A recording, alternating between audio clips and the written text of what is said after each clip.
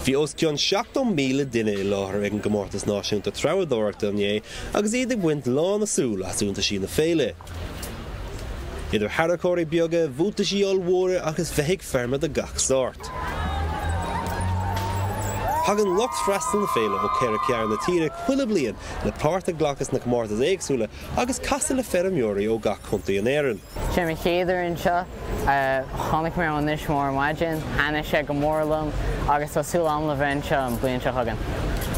Tháinig me go leor daoine cosú le taracóirí agus machines ach chuala me go cinní beaga inseo agus sama géireadh sin echa. A rud is fear a hanalumsa in yon an a taracóirí ar fad.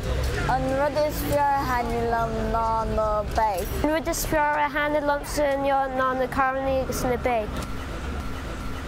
Na hen bblion tagann na 100,000 daoine an sagar feirmeoiríad nó símachas sa feirmeoireacht agus cinn siad na taracóirí, na hanmhaithe, na maisíní allmhór a hág an Comórtas Treabhdóireachta.